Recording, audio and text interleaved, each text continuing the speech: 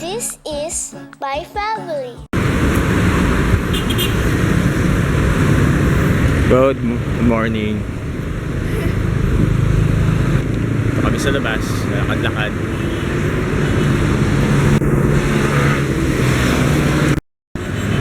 And mahaba pila sa US Embassy. Saan yan? US Embassy. Ano yun? US Embassy. And madaming basura pa rin. Basura. Ako nagsisip. Ha? Nagsiswimming? May basura doon.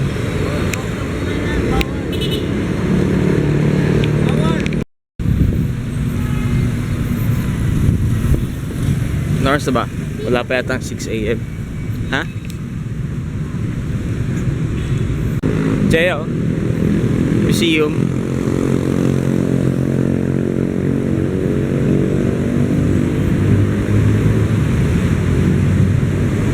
Children's Museum.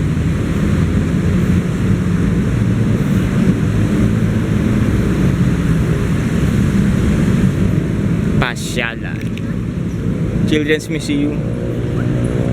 Children's Museum. Ay, si Dolphy. Si Dolphy pala to. Haha.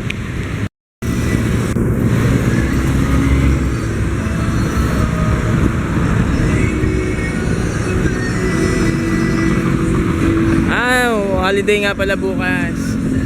Happy Independence, people.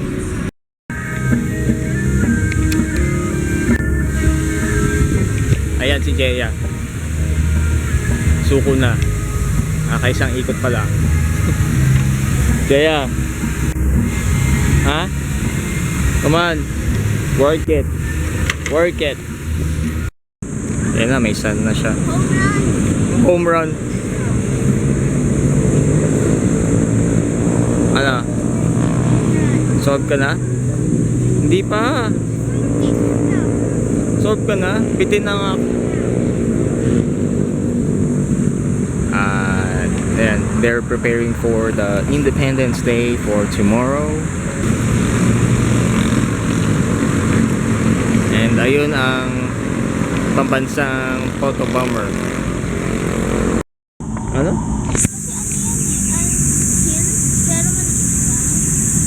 Anong gagawin dyan? Kunyari, molten aluminum.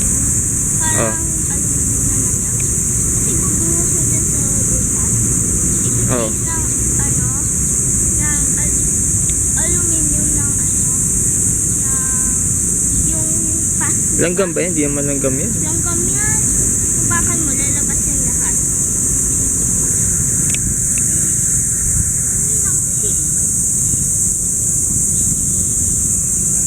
Daming kuliklik. Lalabas sila lahat. Alin? Yung mga fire ants yan eh. Daming kuliklik. Ayan. May araw na, Jaya. Uwi na tayo. Bakit? Ayun, ang dami. Bakit?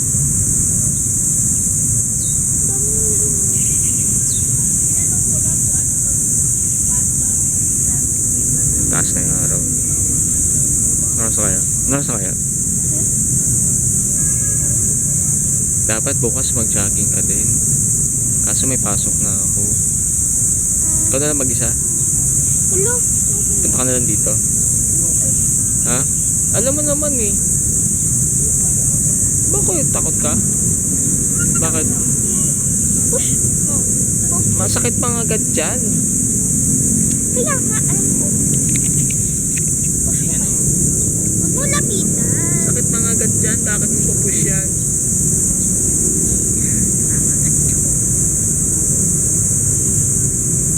Sakit pang agad dyan. Ha? Hindi. Sa maliit, sa malaki. Tingnan mo. Isang babae sa lalaki. Follow the... Pares niya yun eh. Ha? Pares niya. Mate niya, mate.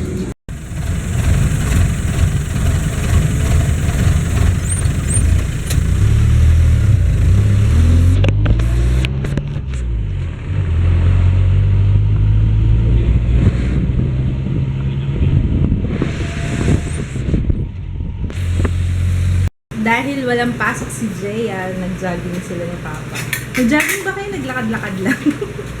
Hindi makadiretso yung sige. Ayun. Hindi na ako sumama kasi may tinatapos ako no?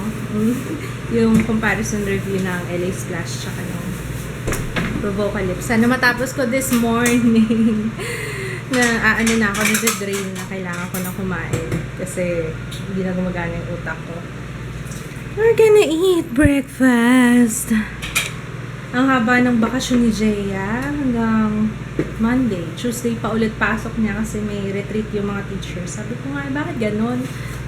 Parang kapapasok pa lang may kagad. Wala kagad pasok. I want TV. Ano ba yun? Pangako sa'yo. Sumanod ng pangako sa'yo. Ito na, bumili na akong battery para sa speaker. Wala akong makitang comment sa YouTube. Ano nangyayari? Yes, ano yan, love? Yes. Love. Nanonood ako ng may chinek ako na vlog ko mga 2 weeks ago yata. Tapos walang naglo-load na comments.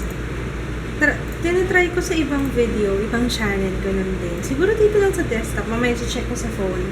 Pero anyway, post ko na yung review ko ng Rimmel London, Provocalypse at saka versus, LA Splash. Yun.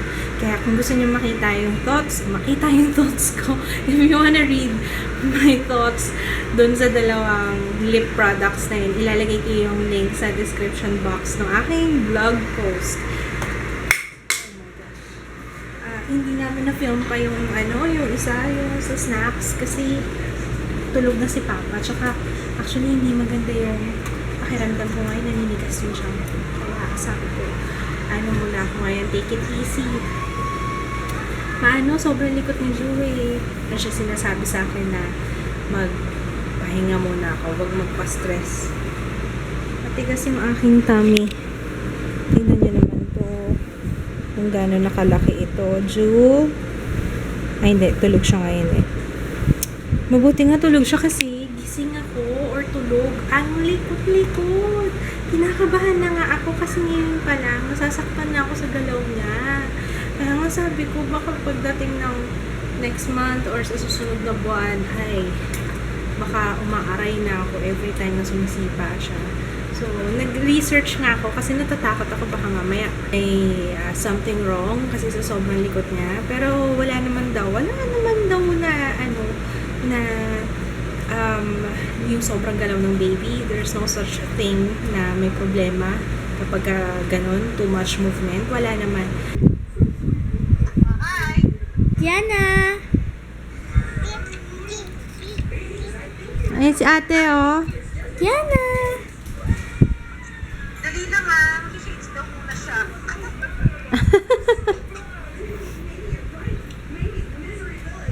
Marunong ah.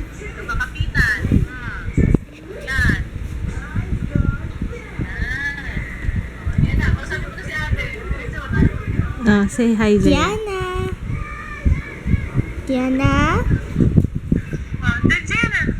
Tawag ka mo Matawag ka ng video watch. 200. 200.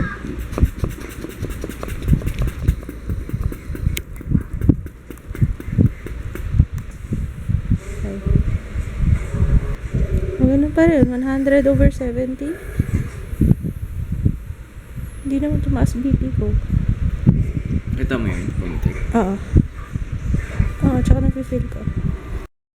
Alam niyo ba, natakot ako kasi nagpalpitate ako, nakahiga ako kanina sa sofa. Kanina ko lang na-feel yung, nahiga muna ako, sabi ko, magpapahinga nga muna ako sandali. Tapos, nung nagising ako kasi dumating si Manong Rider, may pinapick up kasi ako. Pag gising ko, siguro nagulat ako, I don't know. Pero after ilang minutes, siguro mga after 5 minutes, nakahiga ako ulit sa left side.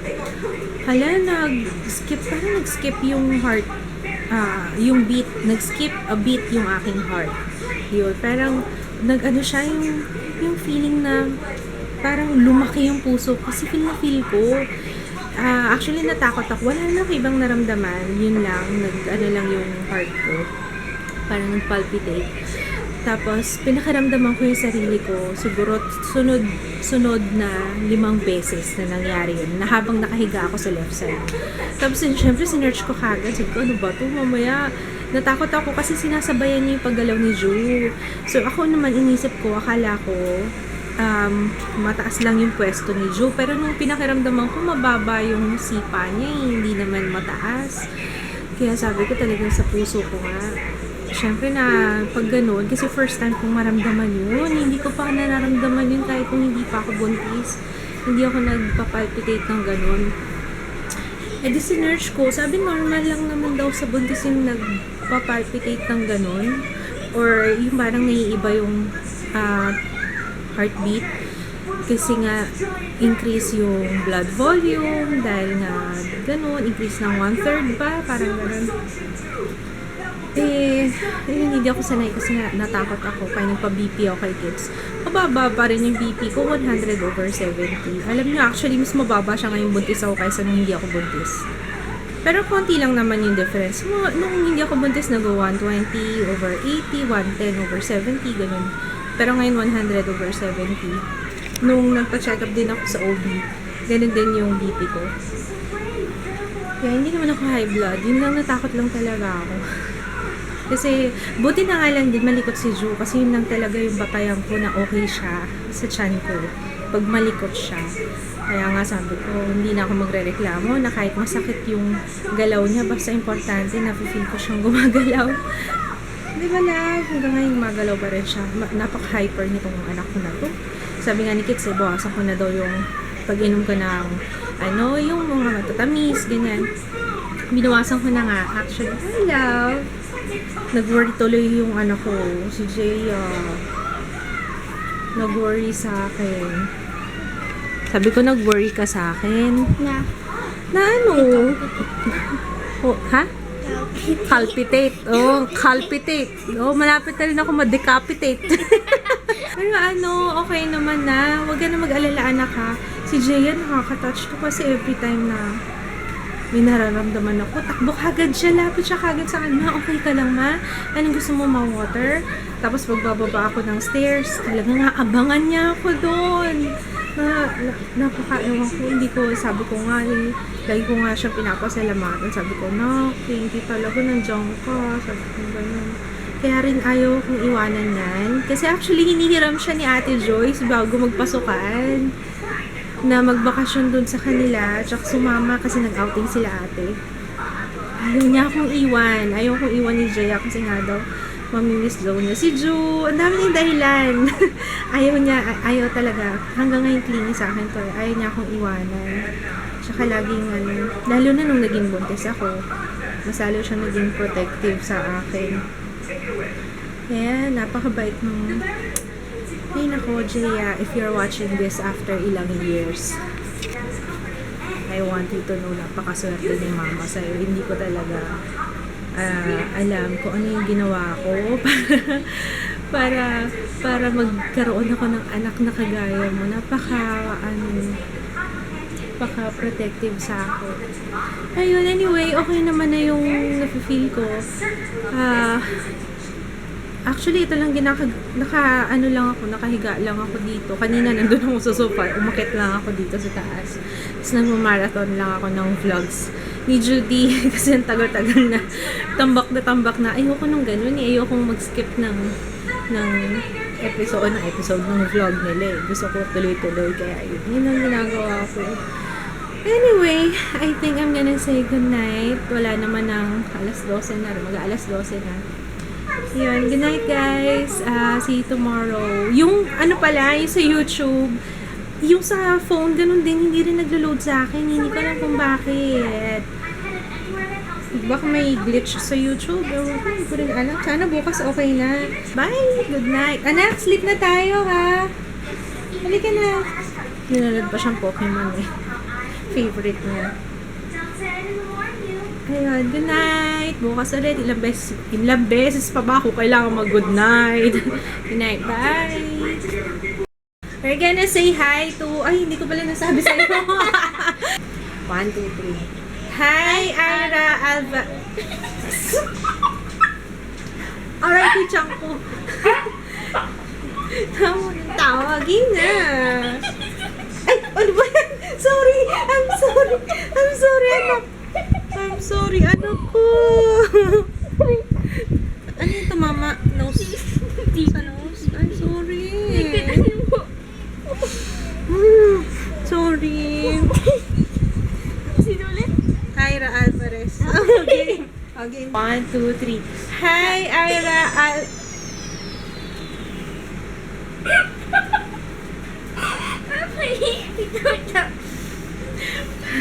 One, two, three. Hi, Ira Alvarez. Nak, isa lang to, nak. Pinatagal mo ng pinatagal. Anyway, hi Ira Alvarez kasi hindi na siya kaya. Hindi niya na kayang patigilin yung tawa niya. Ganyan yan. Pag once na nagsimula ang tawa, tawa. Parang ako lang, once na nagsimula magsalita. Good night. Bye. Yan. Sa grocery, bumili lang ako paboritong hotdog, New Yorker, from Virginia. Yan ang aming paboritong hotdog. Tapos, chicken. Dalawa binili ko kasi may promo eh. May free eggs sa Bounty Fresh. Bumili ako ng thigh.